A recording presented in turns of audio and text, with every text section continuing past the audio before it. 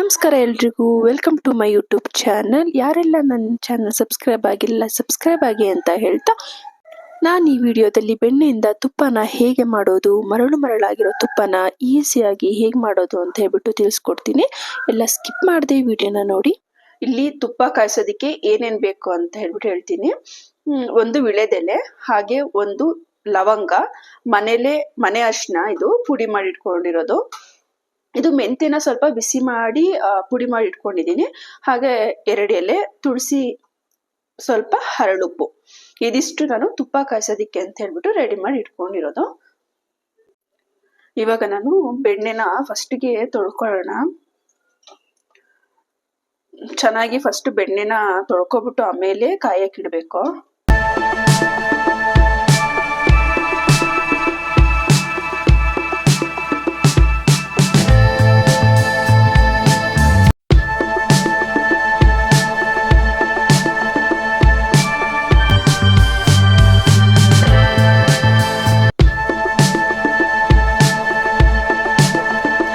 ತೊಳೆದಿಟ್ಕೊಂಡಿರೋ ಬೆಣ್ಣೆನ ಈಗ ಕಾಯೋದಿಕ್ಕೆ ಅಂತ ಹಾಕೊಳ್ತಾ ಇದ್ದೀನಿ.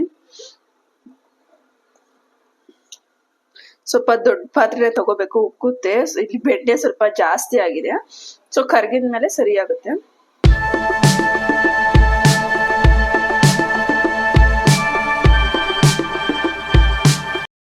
ನೋಡಿ, ಬೆಣ್ಣೆ ಹಾಕಿ ಕಾಯ್ತಾ ಇದೆ. ಇದಕ್ಕೆ ನಾವೀಗ ಆವಾಗ್ಲೇ ತೋರಿಸಿದ್ನಲ್ವಾ, ಸ್ವಲ್ಪ ಉಪ್ಪು, ಹರಳುಪ್ಪು ಹಾಕೊಂಡ್ರೆ ಮರಳಾಗಿ ಬರುತ್ತೆ. ಹಾಗೆ ಅರಿಶಿನ ಪುಡಿ,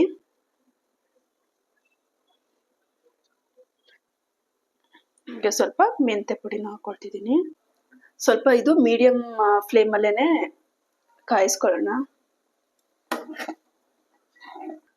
ನಾನು ಇದಕ್ಕೆ ತುಳಸಿ ಎಲೆ, ಹಾಗೆ ವಿಳೆದೆಲೆ, ಒಂದು ಲವಂಗ ಹಾಕ್ತಾ ಇದ್ದೀನಿ.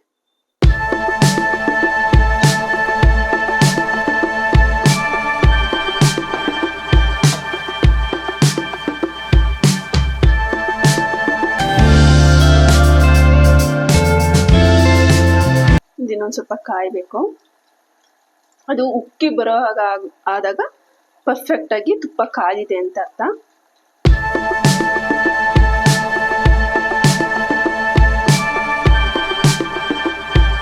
ನೋಡಿ, ಈಗ ಪರ್ಫೆಕ್ಟ್ ಆಗಿ ತುಪ್ಪ ಕಾದಿದೆ ಅಂತ ಅರ್ಥ. ಈಗ ನೊರೆ ಈ ತರ ಬಂದು ದಪ್ಪ ಗುಳ್ಳೆ ಬಂದು ಒಡ್ಕೊಂಡು ಈ ತರ ಉಕ್ಕಿ ಬರೋ ಟೈಮಲ್ಲಿ ಸ್ಟವ್ ಆಫ್ ಮಾಡಬೇಕು. So perfect ready. ಇವಾಗ ನಾವು ತುಪ್ಪನ ಸೋಸ್ಕೊಳ್ಳೋಣ.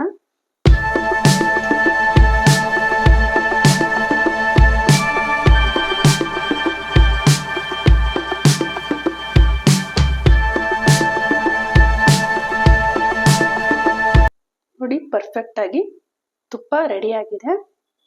ಈಸಿಯಾಗಿ ತುಪ್ಪ ಹೇಗೆ ಮಾಡೋದು ಅಂತ ನೋಡಿದ್ರಲ್ವಾ. Thank you all. ಹಾಗೆ ಯಾರೆಲ್ಲ ಸಬ್ಸ್ಕ್ರೈಬ್ ಆಗಿಲ್ಲ ಎಲ್ಲ ಸಬ್ಸ್ಕ್ರೈಬ್ ಆಗಿ ಅಂತ ಹೇಳ್ತಾ, ಹಾಗೆ ನಿಮ್ಮ ರಿಲೇಟಿವ್ಸ್, ಫ್ರೆಂಡ್ಸ್ ಯಾರೆಲ್ಲ ಇದ್ದಾರೆ ಅವರಿಗೂ ನನ್ನ ಚಾನಲ್ ಸಬ್ಸ್ಕ್ರೈಬ್ ಆಗಿ ಅಂತ ಹೇಳಿ. Thank you.